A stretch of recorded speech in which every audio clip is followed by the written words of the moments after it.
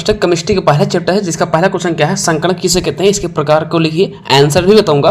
दूसरा पॉइंट का है पाउली के अपवर्जन के नियम को वर्णन कीजिए, इसका भी आंसर बताऊंगा। तीसरा पॉइंट का हुंड का नियम है ना क्या है, इसका भी आंसर बताऊंगा। चौथा पॉइंट का है मोलरता मोलरता मूलांश क्या है, इन सब का मैं आज आपको आंसर से बताऊंगा। साथ मतलब केमिस्ट्री और फिजिक्स का दोनों इंपॉर्टेंट क्वेश्चन, 2-2 नंबर वाले, 3-3 नंबर वाले, 5-5 नंबर वाले, स्टेप बाय स्टेप आपको मिलने वाले हैं। अगर आपने वीडियो क्लिक कर दिया तो वीडियो को पूरा आराम से और अंत तक देखना, ठीक है, क्योंकि इतना अगर आप पढ़ लेते हो तो गारंटेड है कहीं ना कहीं आप फिजिक्स केमिस्ट्री में अच्छा खासा नंबर ला के पास जाओगे। चलिए तो शुरू करता हूँ स्टेप बाय स्टेप से।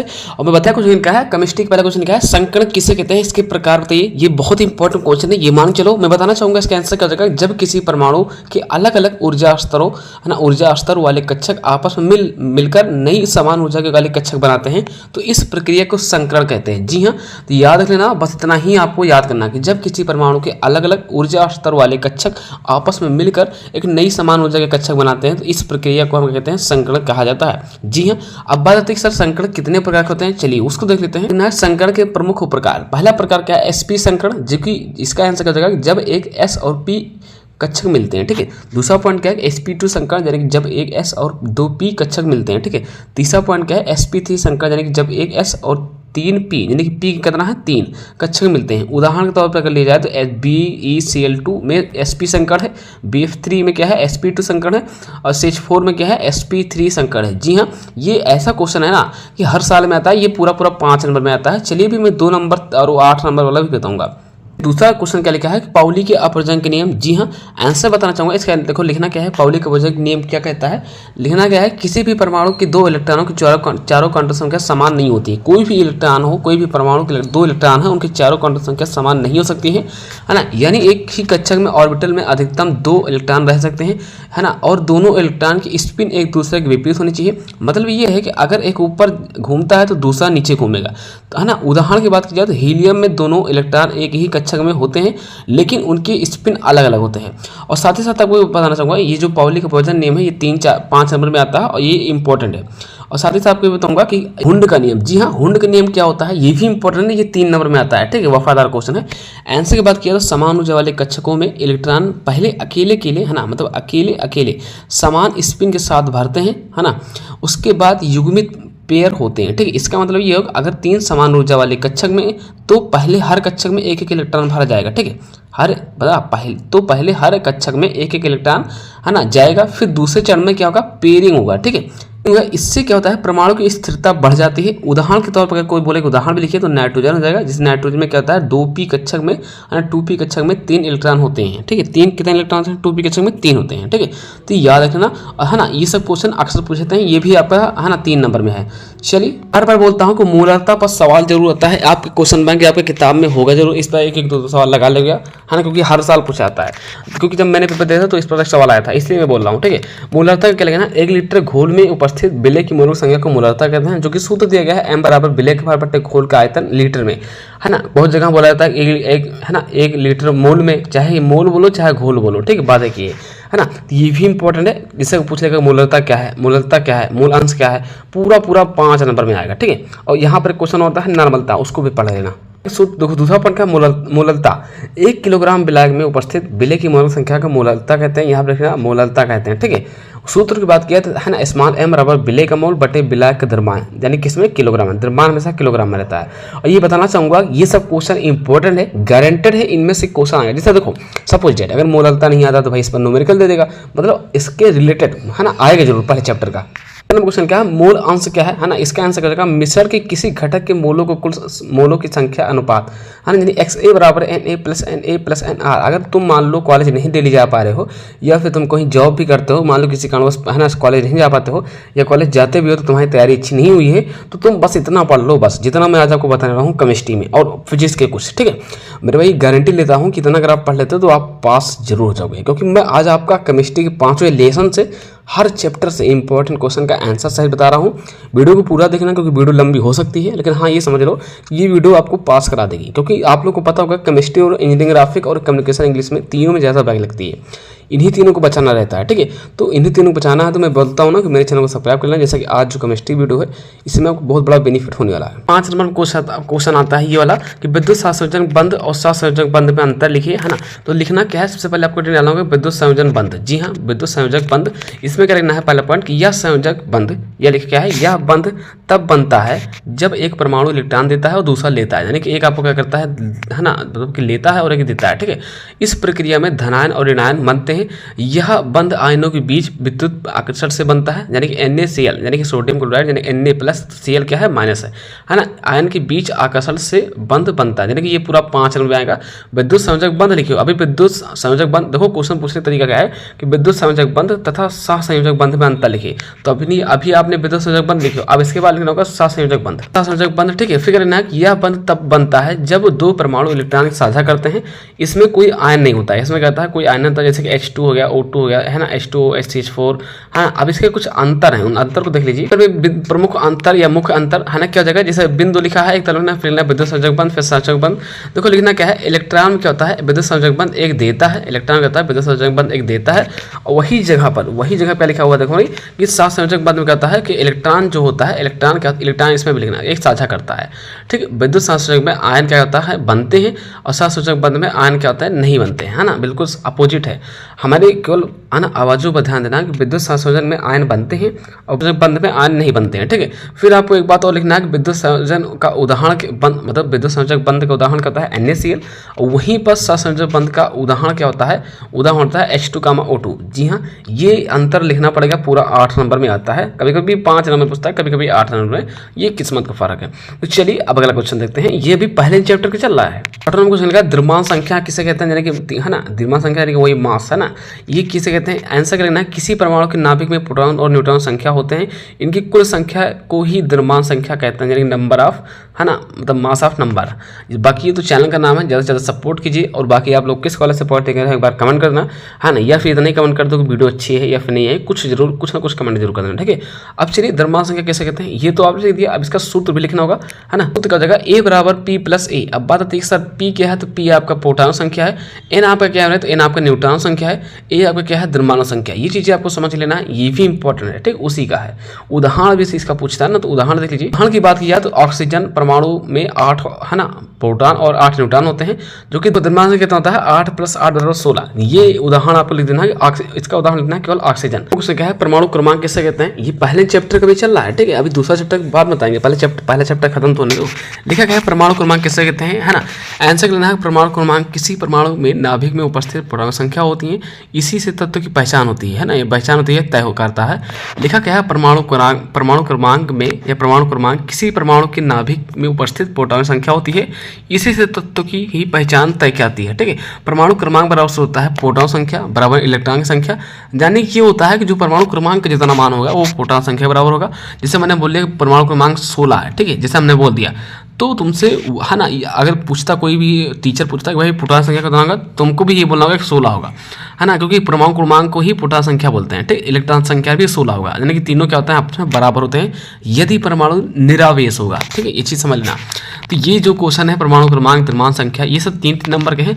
चलिए मैं अब बात करने वाला हूँ अगला क्वेश्चन। 8वां क्वेश्चन क्या है, अफवाहों का सिद्धांत। जी हाँ, ये पूरा 8 नंबर में आता है। बात क्या है ना, ये सिद्धांत है, इसलिए ये क्वेश्चन ज़्यादा पूछ जाता है। हालांकि आप टीचर और कोई कॉलेज में अगर जो भी बंदा पढ़ाता है उस तुमको बहुत लंबा बताएगा, तुम पढ़ ही नहीं पाओगे, लेकिन मैं तुम्हें बहुत आसान तरीके से बताना चाहूँगा। इसको आंसर देखो क्या लिखना है कि अफवाहों के सिद्धांत के अनुसार किसी भी परमाणु में इलेक्ट्रॉन सबसे निम्न ऊर्जा से कक्षा में पहले प्रवेश करता है और फिर क्रमशः उच्च ऊर्जा वाले कक्षा में को भरता है, यानी कि इलेक्ट्रॉन भरने का क्रम ऊर्जा के अनुसार होता है। इलेक्ट्रॉन जो भरता है वो ऊर्जा के अनुसार क्रम होता है, ठीक है। क्रम, है ना, क्रम याद रखने का तरीका क्या है, जैसे 1s से 2s, 2s से 2p, 2p से 3s, 3s से 3p, 3p से 4s, है ना। अब तुम्हें कैसे याद करना है, तो देखो मैं बताना चाहूँगा, SSP याद कर लेना, ठीक है, SSP, है ना, SSP हो गया, SSP हो गया, फिर क्या करना है, SP लिखना है, ठीक है।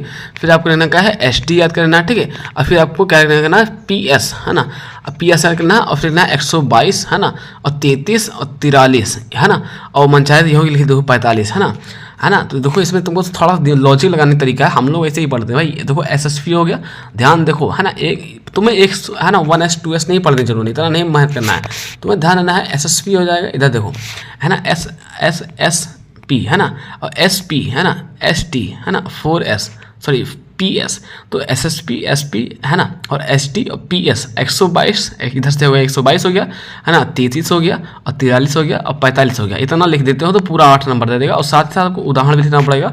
उदाहरण में बस इतना लिखना है केवल ऑक्सीजन यानी इलेक्ट्रॉन 8 है ना, इलेक्ट्रॉन 10 लिखना है 1s2 2s2 2p6 यानी 2 2 4 2 8। ठीक है, यह क्रम अहवाओं सिद्धांत के अनुसार कार्य करता है। बस हो गया, पहले चैप्टर में इतना ही पढ़ना है, कहीं भी ज़्यादा तुम्हें पढ़ने की जरूरत नहीं है, ना कोई गुमराह करना चाहिए तुम्हें। ठीक है, इतना पढ़ लेते हो तो अच्छा खासा नंबर यहीं से उठाओगे। तो केमिस्ट्री का पहला चैप्टर खत्म।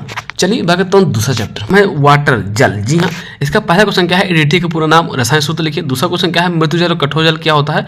तीसरा क्वेश्चन है, जल की कठोरता से आप क्या समझते हैं, या जल को बॉयलर उपयोग करते हुए अनुप्रयुक्त कीजिए। चौथा क्वेश्चन क्या है, जल की कठोरता को व्यक्त करने के लिए विभिन्न इकाइयों को लिखिए। इन सब का चलिए आंसर देख लेते हैं। नाम लिखिए है ना। बहुत बच्चे बोलते हैं सर जी हमें कॉलेज से हटा देगा, हमें कॉलेज नहीं है, तो ऐसा आप बिल्कुल गलत सोच रहे हो। एडिटी जरूर पढ़ के आना, क्योंकि इसका संरचना जरूर पूछता है। ठीक है, एडिटी का पूरा नाम कहता है एथिलीन डाइएमिन टेट्रा एसिटिक है ना।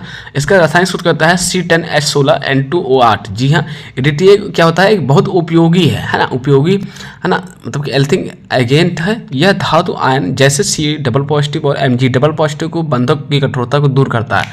अब हम इसमें क्या है ना, एक संरचना नहीं बता पाए हैं, हालांकि तुम संरचना अपना गूगल पर सर्च करोगे या फिर भाई अपने किताब में देखो संरचना मिल जाएगा। हो सकता है संरचना तो वही जो होता है ना, एक बंद वगैरह बनाया जाता है वही, इसमें इसलिए अब लिखा ही नहीं है तो हम क्या करें है ना। बाकी ये रसायन सूत्र बहुत याद करना जरूरी है इसका। ठीक, एडिटी के रसायन सूत्र बताओ, C10H16N2O8। जी हाँ है ना। पूरा नाम पूछेगा तो एथिलीन डाइएमिन टेट्रा एसिटिक, ये 3 नंबर में आता है। अब आप माजिए। ठीक है, चलिए तो दूसरा क्वेश्चन क्या लिखा है, मृदु जल और कठोर जल। जी हाँ, इतना इंपॉर्टेंट जितना आपके शरीर में ब्लड इंपॉर्टेंट होता है, ये पूरा 5 नंबर में आएगा।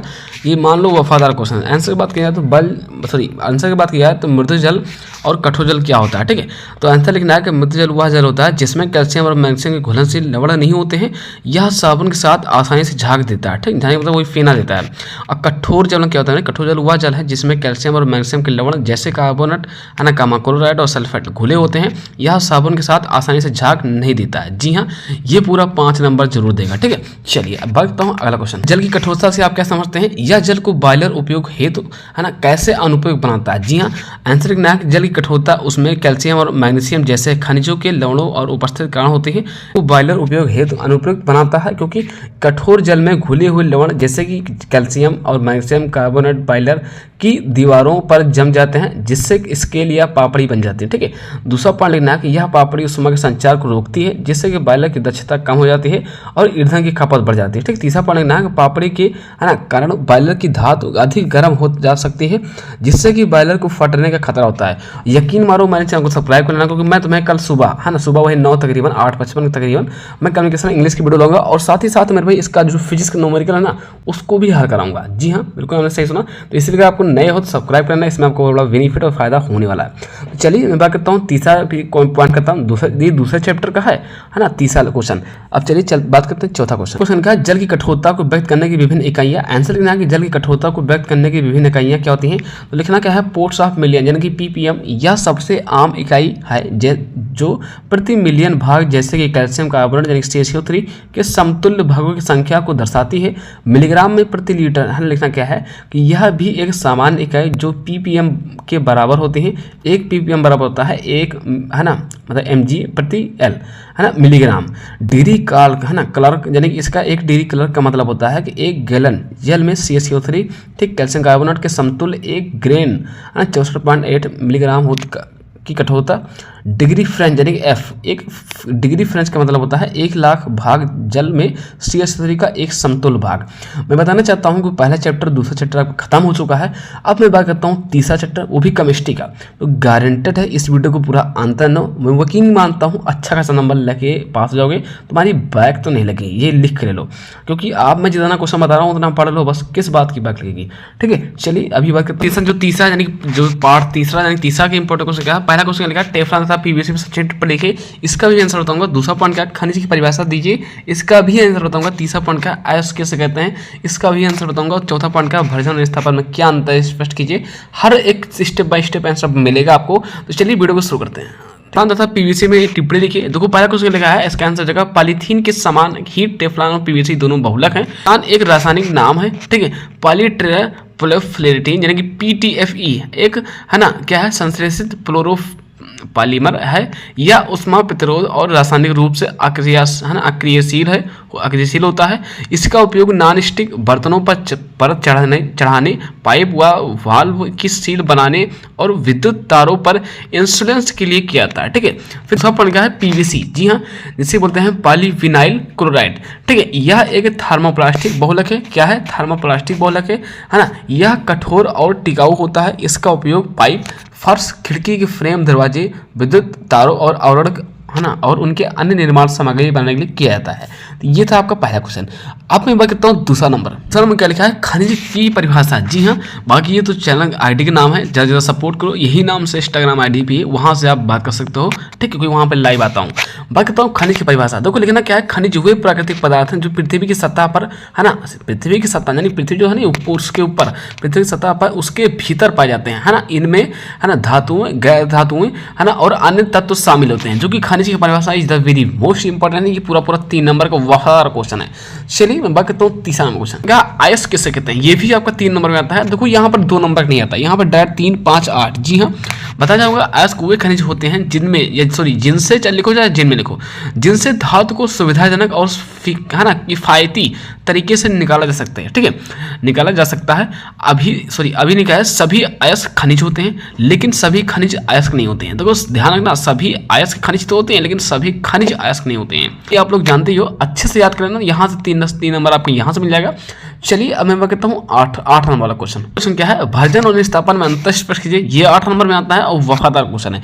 एक क्वेश्चन आपका आएगा केमिस्ट्री में, नॉर्मलता कैसे कहते हैं या मोलरता कैसे कहते हैं, मोलरता कैसे कहते हैं, न्यूमेरिकल सहित आएगा। ठीक है, उसको तैयार कर लेना। न्यूमेरिकल जरूर पर आता है। ठीक है, हमने पेपर में लिख के आए हैं, न्यूमेरिकल हम खुद लगा के आए हैं। भर्जन और निस्तापन दोनों ही धातुओं के निष्कर्षण की प्रक्रिया, लेकिन उनमें कुछ महत्वपूर्ण अंतर होते हैं। जैसे कि भर्जन के लिखना क्या है, ध्यान रखना कि यह है ना, भर्जन क्या लिखना है, इसके अंदर लिखना है कि यह सल्फाइड अयस्क को है ना वायु की उपस्थिति में उच्च ताप पर गर्म करने की प्रक्रिया VID1।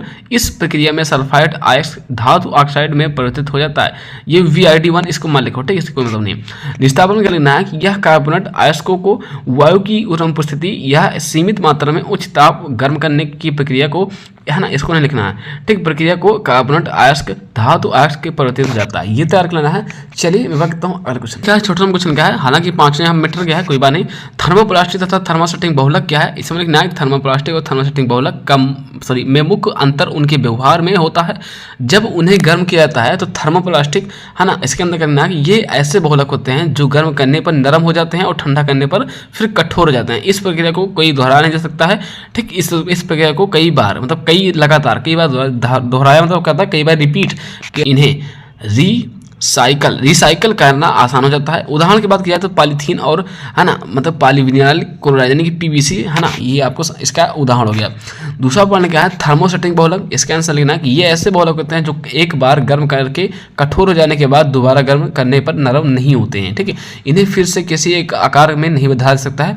उदाहरण की बात किया तो बैकलाइट, मेलामाइन। ठीक है, ये आपका थर्मोप्लास्टिक और थर्मोसेटिंग का बहुलक का उदाहरण सहित मैंने बता दिया। ये पूरा 8 नंबर में आता है। ठीक है, मैंने बहुत छोटे में बताया है ना, काफ़ी अगर कॉलेज वगैरह में पढ़ते हो, मतलब कॉलेज में पढ़ाया होगा तो वहाँ पर ज़्यादा काफ़ी लंबा बता दिया होगा। तो चौथा लेसन जो है आपका, उसका जो पहला क्वेश्चन क्या लिखा है? 2 कठोर है ना ईंधन के नाम लिखिए। दूसरा पॉइंट लिखा है अस्फोटन तथा अस्फोटन के रोधी कारक वर्णन कीजिए।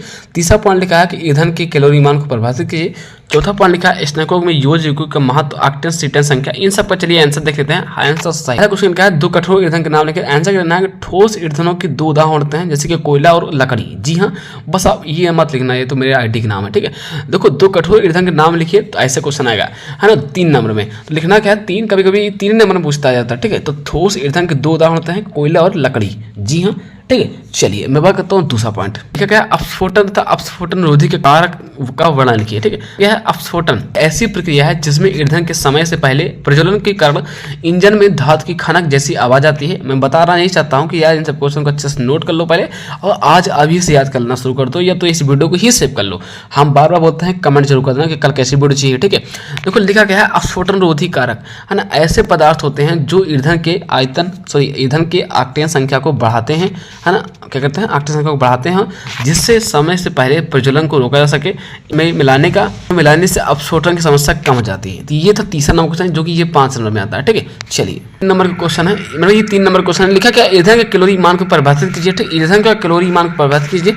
आंसर करना है ईंधन का कैलोरी मान वह उष्मा है, मैंने क्या बोला, ईंधन के कैलोरी मान को वह उष्मा है, उष्मा ऊर्जा है, मतलब ईंधन की कैलोरी मान को वह उष्मा ऊर्जा है जो किसी ईंधन के एक इकाई मात्रा के पूर्ण दहन से है ना उत्पन्न होती है। मैंने क्या बोला, उत्पन्न होता है। जी हाँ, यहाँ से 3 नंबर पक्का। में योज यौगिकों का क्या महत्व है, आंसर करना है स्नेहकों में योज यौगिकों का उपयोग उनके है ना प्रदर्शन को बेहतर बनाने के लिए किया जाता है ना। इससे है ना इनके कुछ प्रमुख महत्व इस प्रकार हैं, जैसे घर्षण कम करना, जंग से बचाव, सफाई, ऑक्सीकरण है ना, प्रतिरोध, इसका आंसर करना है घर्षण कम करना।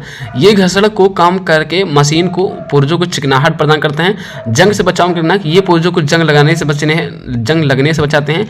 सफाई में करना कि ये इंजन के अंदर जमा होने वाले कार्बन और अन्य अशुद्धियों को हटाते हैं। ठीक, ऑक्सीकरण में है प्रतिरोध, ये स्नेह के ऑक्सीकरण रोकते हैं जिससे कि इसका जीवन काल बढ़ता है। जी हाँ, चलिए मैं बताना चाहूंगा ये सब क्वेश्चन याद करना है, ये 5 नंबर का। ठीक है, चलिए 5 नंबर क्वेश्चन का आक्टेन संख्या और सीटेन संख्या किसे कहते हैं। आक्टेन संख्या व सीटेन संख्या दोनों ही ईंधन की गुणवत्ता को मापने के लिए उपयोग किया जाता है। आक्टेन संख्या अंदर लिखना है कि यह पेट्रोल जैसे गैसोलीन है ना, जैसे कि गैसोलीन है ना ईंधन को अपस्फोटन के प्रति है ना प्रतिरोध क्षमता को दर्शाती है। उच्च आक्टेन संख्या वाले ईंधन के अपस्फोटन की संभावना कम होती है।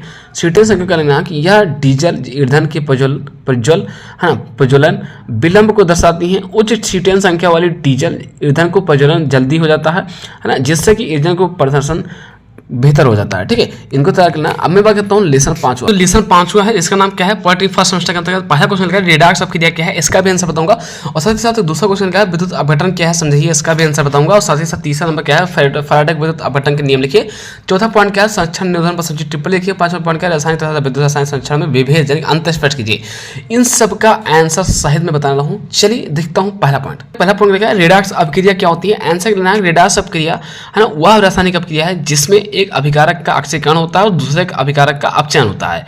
इस अभिक्रिया में इलेक्ट्रॉन का स्थानांतरण होता है। ठीक है, जिससे अभिकारकों को ऑक्सीकरण अवस्था परिवर्तन आ सकते हैं। ठीक है, ये आपका 3 नंबर का क्वेश्चन है। जी हाँ, काफी इंपॉर्टेंट है। अगर इसका तुम सूत्र लिखते हो तो और अच्छा नंबर मिलेगा, बाकी अगर आप इतना नहीं लिखते हो तो फिर नंबर मिल जाएगा। ठीक है, चलिए मैं कहता हूँ दूसरा पॉइंट क्वेश्चन बता रहा हूँ, इसमें से एक भी क्वेश्चन आपको नहीं छोड़ रहा है। कम से कम ये सब पूरे क्वेश्चन तैयार करना है, तब आपका अच्छा खासा नंबर ला के पास हो जाओगे, ये गारंटी है। ठीक है, दूसरा पॉइंट क्या है, विद्युत अपघटन क्या है और समझिए। आंसर करना है कि विद्युत अपघटन वह प्रक्रिया है जिसमें किसी अयौगिक के गलित या जलीय विलयन में विद्युत धारा प्रभावित करने पर है ना धारा प्रभावित करने पर है ना वह अपने आयनों में टूट जाता है। इस प्रक्रिया में रासायनिक ऊर्जा को विद्युत ऊर्जा में परिवर्तन किया जाता है। जैसा कि ये तो चैनल का आईटी का नाम है।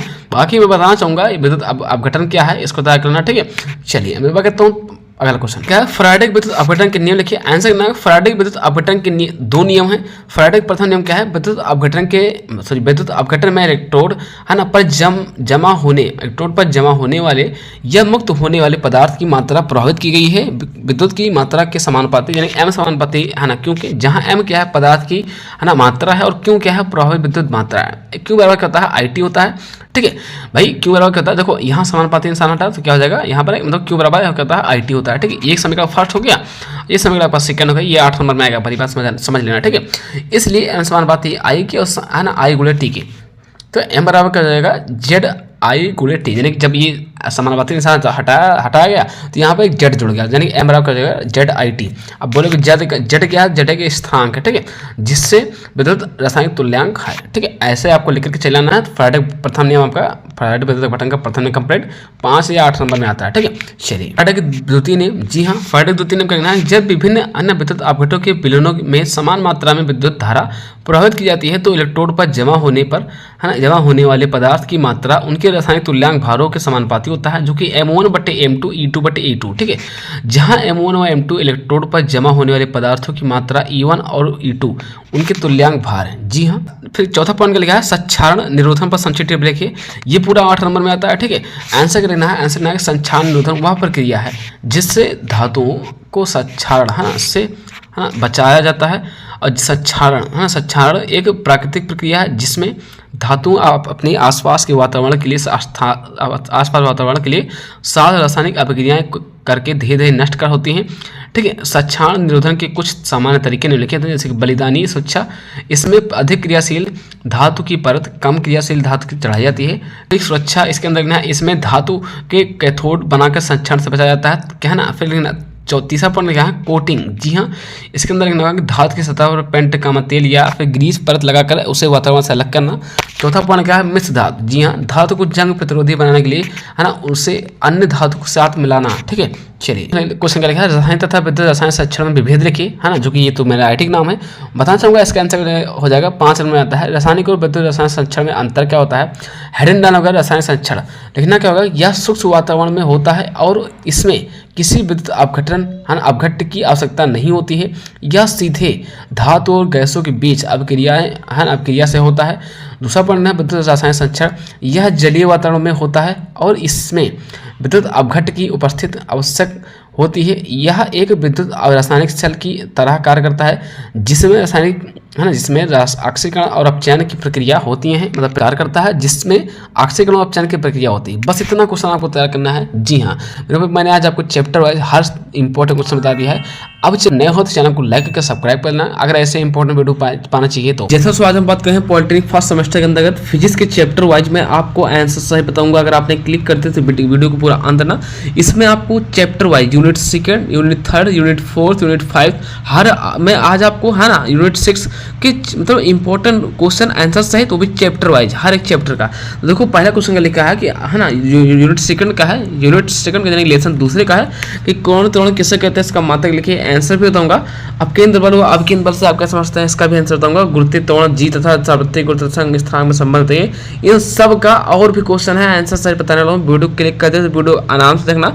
ये वीडियो आज आपके लिए बहुत रामबाण होने वाली है। इतना अगर आप पढ़ लेते हो तो गारंटी है जहां लिख कहो वहां लिख दे कि तुम पास जरूर जाओगे। ठीक, अच्छा खासा नंबर लाओगे फर्स्ट सेमेस्टर में। मेरे भाई वीडियो क्लिक कर दे तो पूरा अंत ना, इसमें आंसर भी बताया जाएगा हर एक चैप्टर वाइज का।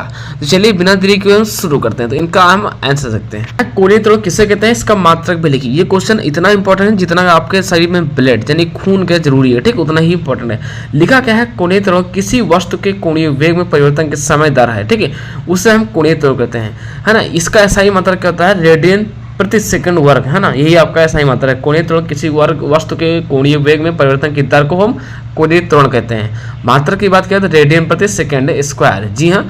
या फिर कोई ऐसे भी लिख सकते हो, कोणीय त्वरण को घूर्णन त्वरण भी कहते हैं। जब कोई वस्तु किसी अक्ष के चारों ओर घूमती है और उसकी घूर्णन गति बदलती है तो उसे हम कोणीय रूप की त्वरित कहते होते हैं। चाहे ये लिख दो परिभाषा, चाहे लिख दो, लेकिन मैं तो कहना चाहूँगा इतना ही लिखो, ठीक है। ये इतना इंपॉर्टेंट है जितना आपको मैं बता नहीं सकता हूँ, 3 नंबर में आता है। चलिए मैं बात करता हूँ दूसरा नंबर को। क्वेश्चन क्या है, अपकेंद्र बल व अभिकेंद्र बल से आप क्या समझते हैं, इसका आंसर क्या जगह। अभिकेंद्र बल वह बल है जो किसी वस्तु को वृत्ताकार पथ पर गतिमान रखता है।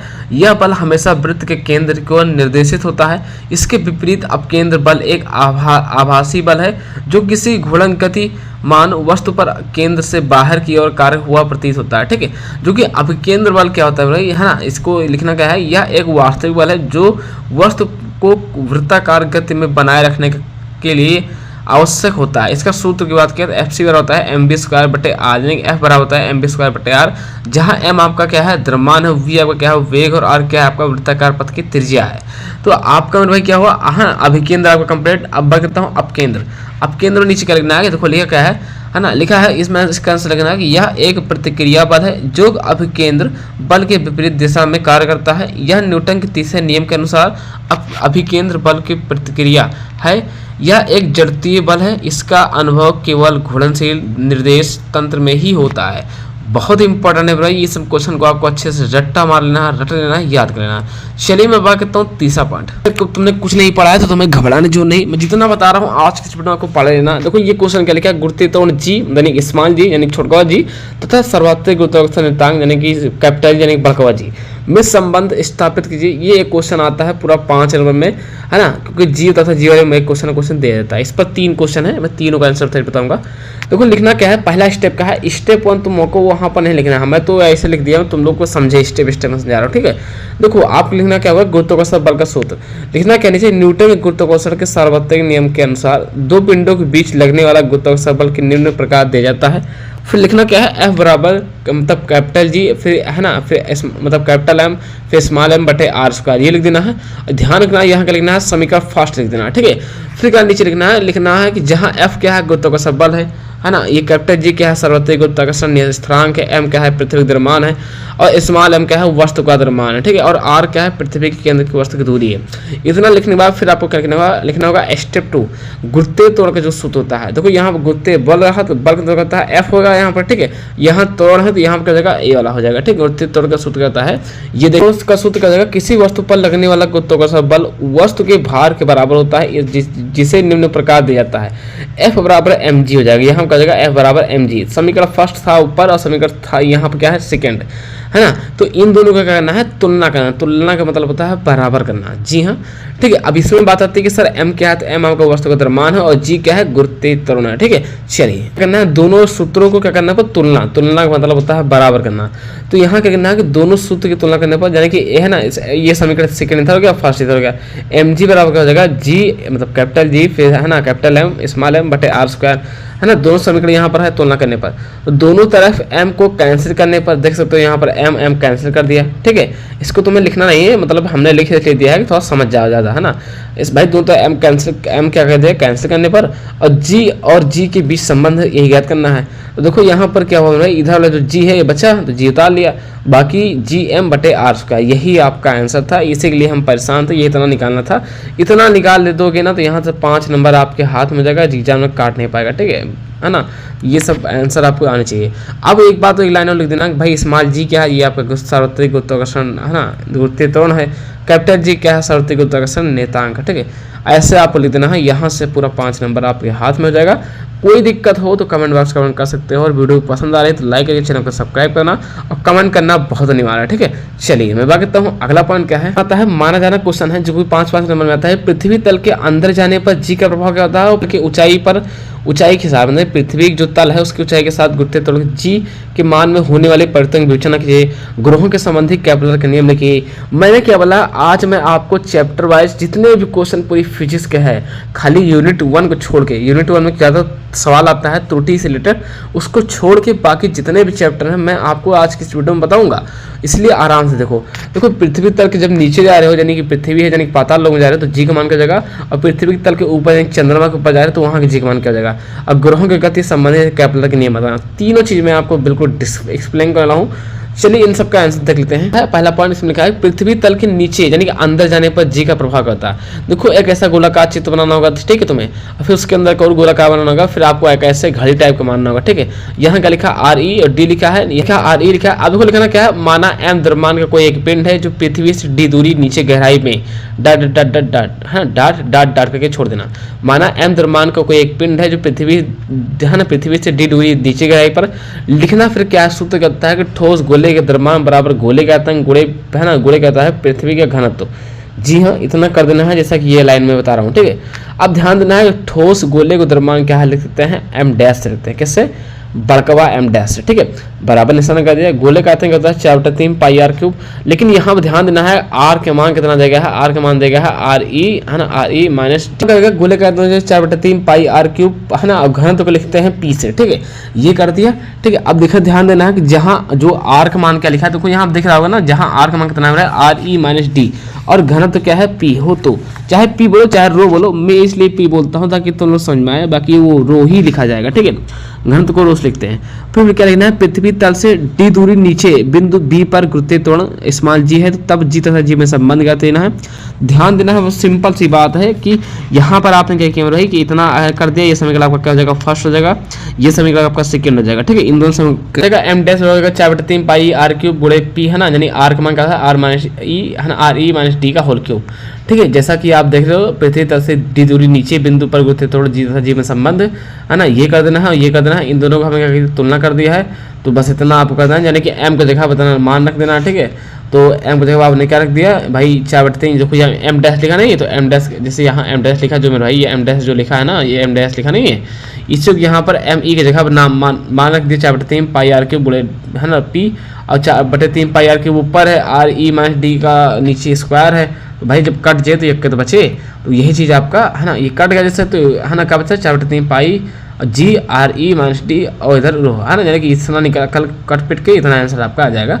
फिर एक लाइन नीचे जिससे लिखते हो, इससे टीचर आपको पूरा नंबर देगा, टीचर आपको पूरा नंबर देगा। लाइन क्या है, वो पृथ्वी तल से नीचे जाने पर है ना जी का मान बढ़ता है और त्वरण शून्य होता है, ये आपको लिख देना है। यहाँ से आपको कभी कभी तो 8 नंबर में, कभी कभी 5 नंबर पूछता है, लेकिन ये पूछता जरूर है।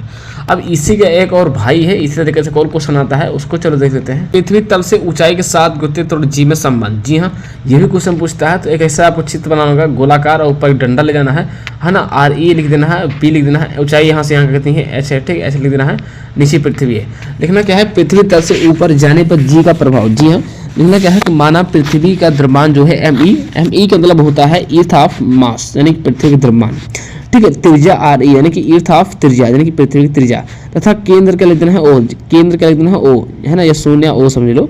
यदि पृथ्वी तल पर द्रव्यमान एम हो तो गुरुत्वीय त्वरण जी का मान लिखे, यानी कि स्मॉल जी तथा कैपिटल जी में संबंध का जगह स्मॉल जी बराबर होगा 4 एम ई बटे आर ई का होल स्क्वायर, समीकरण ये फर्स्ट बन गया।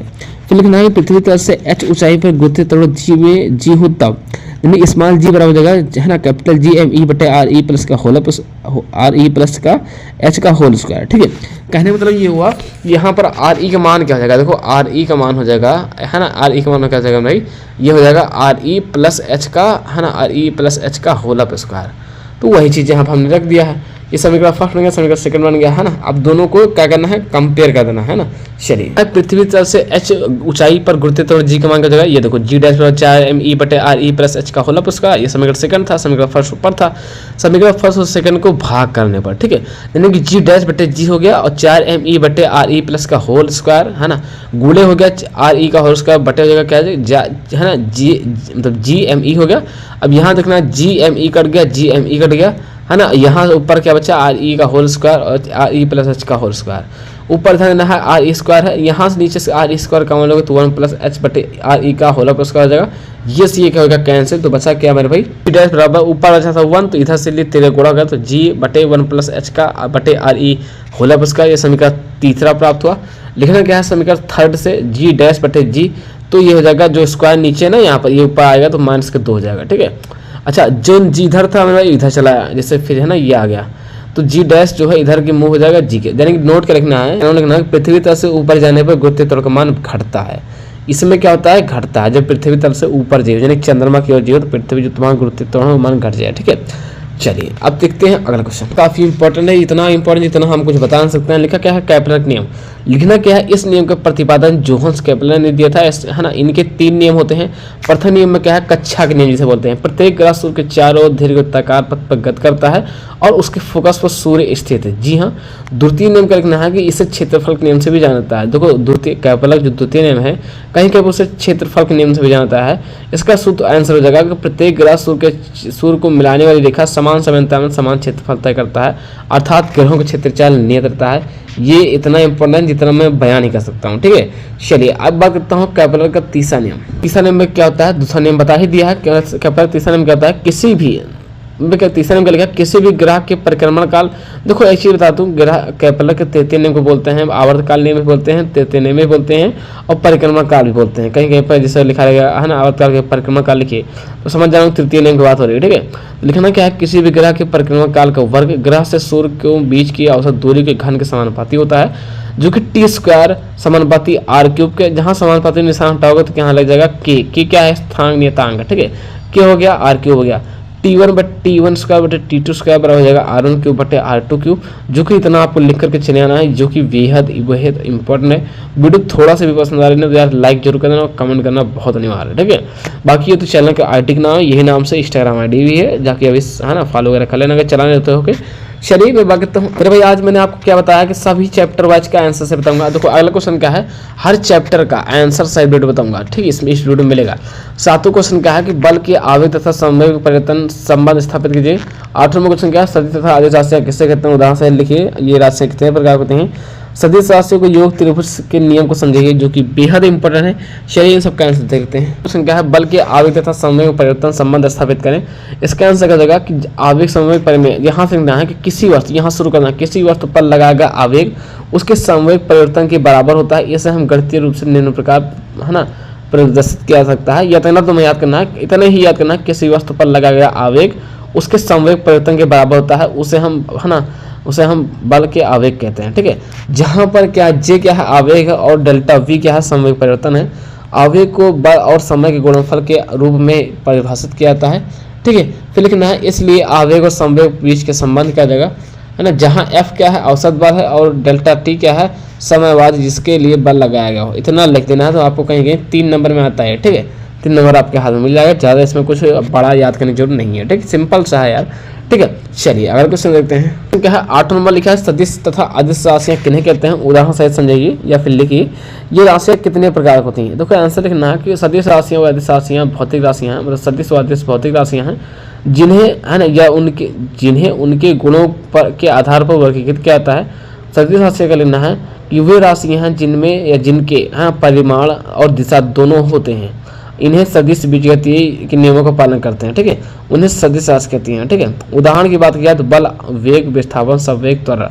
अदिश राशियों का लिखना है वे राशियाँ जिनके केवल परिमाण होता है लेकिन दिशा नहीं होता है, मतलब कोई इनकी दिशा फिक्स नहीं होती, कहीं भी जा सकते हैं। ठीक है, परिमाण लेकिन फिक्स होती है, उसे हम बोलते हैं अदिश राशि, है ना।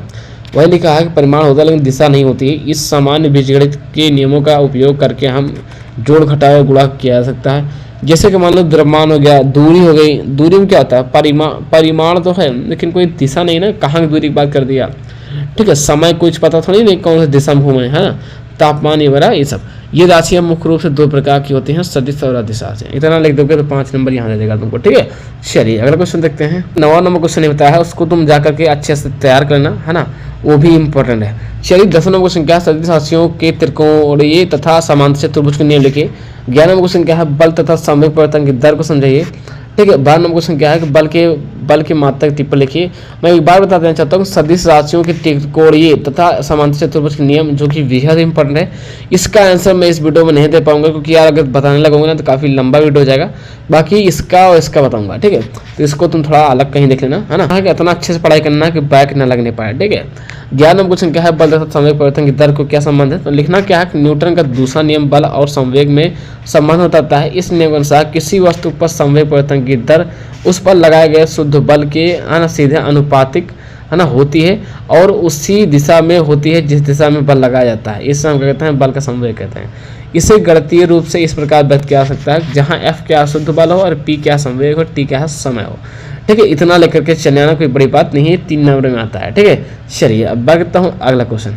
पर टिप्पणी लिखिए। इसका आंसर करना है कि बल का सही मात्रक न्यूटन होता है, जो कि 1 न्यूटन वह बल है जो 1 किलोग्राम द्रव्यमान की वस्तु पर 1 मीटर की प्रति सेकंड है ना, तो 1 मीटर की प्रति सेकंड वर्ग का त्वरण उत्पन्न करता है। बल का सीजीएस मात्रक क्या होता है, डाइन। 1 न्यूटन वाला कुछ पूछता है तो 10⁵ डाइन बोल देना। बल एक सदिश राशि है जिसका अर्थ है इसमें परिमाण और दिशा दोनों होते हैं। ठीक है, इसीलिए सदिश राशियां हैं। तो ये क्वेश्चन भी तैयार करना है, 3 नंबर में आता है। ठीक है, चलिए अगला क्वेश्चन देखते हैं। तो मैं बात करता हूँ तीसरा जो यूनिट है फिजिक्स के अंतर्गत जो तीसरा यूनिट है यानी कि शक्ति किसे कहते हैं, इसका क्वेश्चन बताऊंगा और उसका मात्रक भी बताऊंगा। कार्य किसे कहते हैं इसका भी आंसर बताऊंगा, मात्रक बताऊंगा। किलोवाट घंटा से आप क्या समझते हैं, जूल को भी बताऊंगा, आंसर सही बताऊंगा, बिल्कुल इंपॉर्टेंट। कार्य ऊर्जा प्रमेय को उल्लेख कीजिए तथा सिद्ध कीजिए, इसका भी आंसर बताऊंगा। बिल्कुल पैसा जो नहीं है, अच्छे से नोट कर लो, है ना, क्वेश्चन में। और वही भी टाइम है, पढ़ कर सकते हो, अच्छे खासे पा सकते हो, लेकिन पढ़ोगे तो। ठीक है, चलिए कैसे कहते हैं इसका मात्रक बताइए। आंसर क्या होगा, शक्ति कार्य करने की क्षमता को या कार्य करने की दर को ही शक्ति कहते हैं। ठीक, जैसे कार्य करना कोई जिस चीज के तुम काम कर रहे हो वही शक्ति कहलाती है।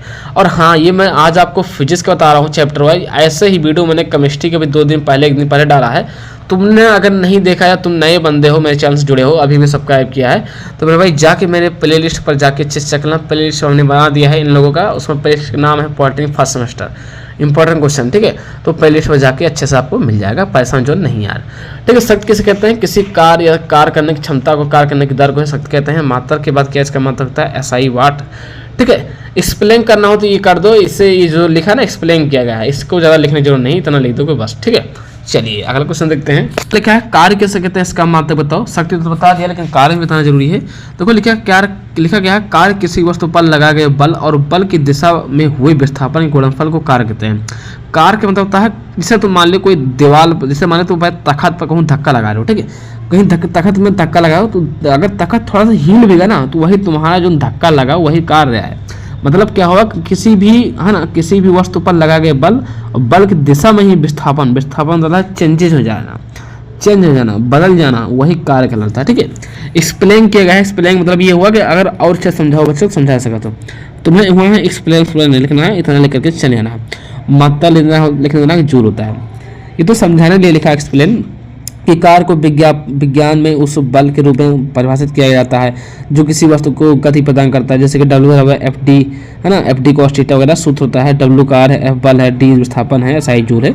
बाकी आपको इतना ही परिभाषा लिखना है ना, ये तो समझाने के लिए लिखा है, तो तुम लोग समझदार रहिए छोटे छोटे क्वेश्चन का। ठीक है, चलिए अगला क्वेश्चन देखते हैं। तो क्वेश्चन क्या है, किलोवाट घंटा तथा जूल में संबंध क्या होता है। तो 1 किलो आंसर क्या लिखना है, 1 किलोवाट घंटा बराबर कर देगा कि 3.6 जूल, बस इतना लिख देना है। अगर कोई एक्सप्लेन करने को पूछेगा भैया एक्सप्लेन करके बताओ कैसे आवा आतना। ठीक है, तो तुम्हें लिख देना है 1 किलोवाट घंटा जो होता है 1 घंटे में 1000 वाट होता है और शक्ति द्वारा उपयोग की गई ऊर्जा की मात्रा यानी 1 किलोवाट घंटा बराबर कर देगा। देखो 1 किलो में होगा 1000 वाट गुणे वाट में होगा 1 घंटा, है ना। तो ये चीजें कर देना है ना, अच्छे से समझा के इतना ले आना है। तो तुम्हें एक्सप्लेन नहीं करना, तुम्हें केवल इतना लिखना है। ठीक है, अगला क्वेश्चन क्या है, कार्य ऊर्जा परिमेय को उल्लेख कीजिए और सिद्ध कीजिए। कार्य ऊर्जा परिमेय ये पूरा 8 नंबर में, कभी कभी 5 नंबर में आता है और सबसे बड़ी बात यह है कि हर साल आता है। ठीक है, आंसर क्या है, किसी वस्तु पर लगने वाले सभी बलों द्वारा किया गया कुल कार्य और उस वस्तु की गतिज ऊर्जा परिवर्तन के बराबर होता है। जबकि W नेट बराबर करता है डेल्टा के, और जो कि डेल्टा के बराबर होता है KF - KI, जो कि आप लोगों को पता होना चाहिए।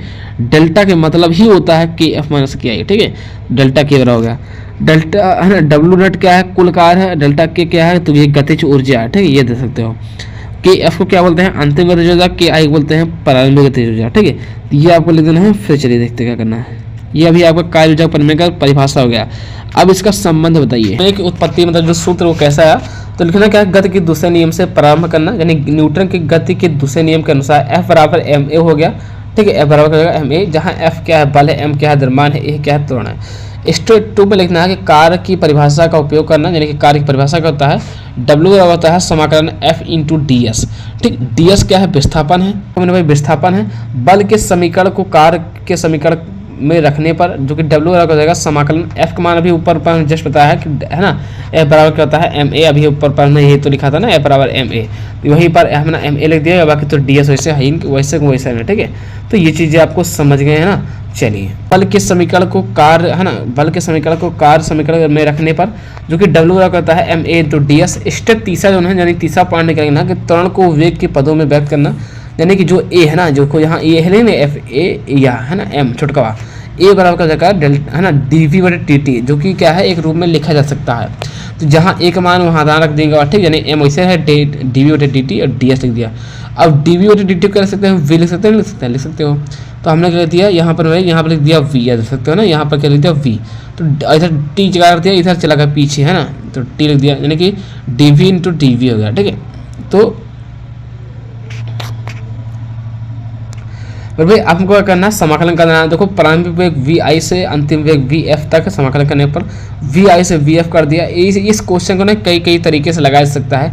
आपके टीचर सकते हो आसान विधि में बता दें, हम थोड़ा सा कठिन बता रहे हैं, या हम आसान बता दें, टीचर कठिन बता दें, तो बात कोई फर्क नहीं है, वही सूत्र निकल के आएगा। मतलब स्थापित करना है कैसे सूत्र आया। तो देखो ये हमें समाकलन का लगा I से F समाकलन वगैरह है ना। देखो m बाहर कर दिया, v का मान होता है 1/2 v² हो गया। ठीक है, ठीक है, इस सबको अच्छे से, है ना, मतलब वो कर दिया, एक्सप्लेन कर दिया। देखना, यानी k बराबर होता है mv²। ठीक है, तो वही होगा KF - KI हो गया और बराबर कर देगा। और कहीं भी चीज़ एक चीज़ समझ लेना, जहाँ पे KF - KI हो या KT - DT हो, है ना, इस तरह लिखा हो तो यहाँ पर देगा डेल्टा के हो जाएगा, तो वह डेल्टा के W हो जाएगा। फिर आंसर के लिए ना कि कार्य ऊर्जा परिमेय यह बताता है किसी वस्तु पर लगने वाला बल सभी बलों द्वारा किया गया कुल कार्य उसकी गतिज ऊर्जा में परिवर्तन के बराबर होता है। ठीक है, तो आइए आप समझ गए। चलिए देखते हूँ अगला क्वेश्चन। तो पॉइंट लिखा सीमांत वेग क्या है, इसके सूत्र को व्युत्पन्न कीजिए। और छठा पॉइंट क्या है, ऊर्जा असक्षण सिद्धांत उदाहरण लिखिए, आंसर भी बताऊंगा। धनात्मक तथा ऋणात्मक कार्य किसे देखते हैं, उदाहरण लिखिए, आंसर भी बताऊंगा।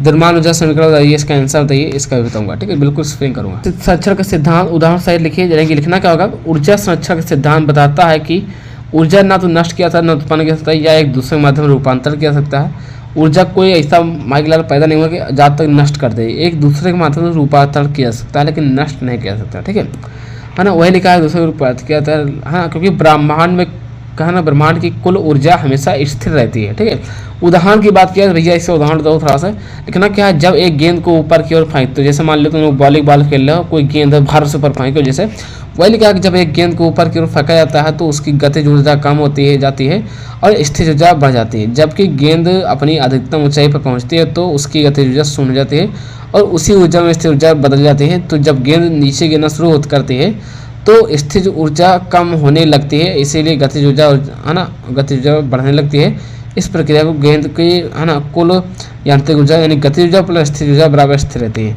तुम्हें इतना बड़ा उदाहरण नहीं लिखना है, तुम्हें इतना क्यों लिखना है, कोई भी व्यक्ति है ना गेंद को ऊपर फेंकता हो, ये एग्जाम्पल है।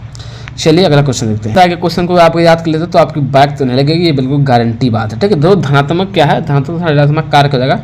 धनात्मक कारण क्या लिखना है कि जब बल और कार्य जब बल और विस्थापन एक दिशा में हो तो किया गया कार्य धनात्मक होता है। उदाहरण की बात किया, जब कोई व्यक्ति किसी बक्से को धक्का देता है तो बक्सा उसी दिशा में चलता रहता है।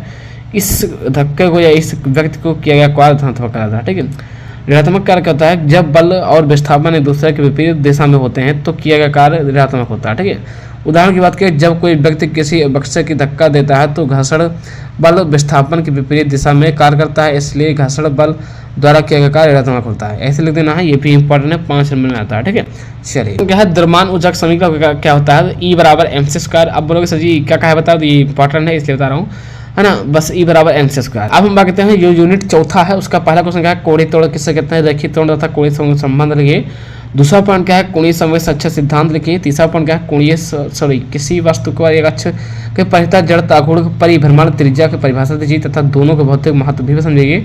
इसका भी आंसर बताऊंगा, यूनिट 6 का, यूनिट 5 का, सब का आंसर से बताऊंगा। कोणीय त्वरण किसे कहते हैं, इसका मात्रक तो लिखना क्या, किसी वस्तु के कोणीय वेग में परिवर्तन की समय दर के कोणीय त्वरण कहते हैं। इसे ग्रीक अक्षर अल्फा से प्रदर्शित किया जाता है, यह दर्शाया जाता है। कोणीय त्वरण को एक सदिश राशि है, इसका SI मात्रक होता है रेडियन प्रति सेकंड। जी हाँ, ठीक है। अभी इनका क्या होता है, संबंध समझ लो, संबंध कैसे होता है, कोणीय त्वरण और रेखीय त्वरण में संबंध क्या होता है। तो लिखना क्या होगा भाई, आपको इतना लिखना होगा, कोणीय त्वरण की जो परिभाषा जैसा कि मैंने बता ही दिया है ना, क्या होता है, देखो कोणीय त्वरण की किसी वस्तु के कोणीय वेग परिवर्तन की दर को है ना, मतलब दर को ही कोणीय त्वरण कहते हैं। इसे अल्फा से दर्शाया जाता है। तो देखो लिखना क्या है, अल्फा ही ओमेगा है यार, मैं तो भूल ही जाता हूँ, जी ओमेगा बटे dt। तो ओमेगा को बोलते हैं कोणीय वेग और टी को बोलते हैं समय, जैसा कि आप लोग जानते हो। फिर आपकी लाइन लिखना होगा रेखीय त्वरण और कोणीय त्वरण में संबंध क्या होता है। लिखना क्या है, रेखीय त्वरण कोणीय त्वरण में संबंध निम्नलिखित प्रकार के हैं, यानी कि A बराबर हो जाएगा अल्फा गुणे आर, जहां A क्या है रेखीय त्वरण है और अल्फा क्या है कोणीय त्वरण है, आर क्या है वृत्तीय पथ की त्रिज्या है। अपन क्या है, कोणीय संवेग संरक्षण सिद्धांत। लिखना क्या है कि कोणीय संवेग संरक्षण सिद्धांत जो होता है, कोणीय संवेग संरक्षण सिद्धांत यही है कि बताता है कि यदि किसी निकाय पर कोई बाह्य बल आघूर्ण कार्य नहीं कर रहा है तो उस निकाय को कुल संवेग संचित रहता है। ठीक है, L बराबर हो जाएगा I ओमेगा। ठीक है, जहाँ L क्या है कोणीय संवेग और I क्या है जड़ता गुण और ओमेगा क्या है कोणीय वेग। मैं जितना क्वेश्चन बताता हूँ उतना आप याद कर लो आंसर सहित, है ना, इसमें से कोई एक भी क्वेश्चन छोड़ना नहीं है। अगर इतना आप पढ़ के जाते हो तो आपकी बैक नहीं लगेगी, क्योंकि मैं खुद पॉलिटिक्स कर रहा हूँ, मैं खुद फर्स्ट सेमेस्टर पास किया हूँ, है ना, कोई बड़ी बात नहीं है फर्स्ट सेमेस्टर पास करने में, बस इतना है, जितना पढ़ाऊँ उतना पढ़ो तो ठीक है। बाकी केमिस्ट्री वीडियो चाहिए तो प्लेलिस्ट में चले जाना।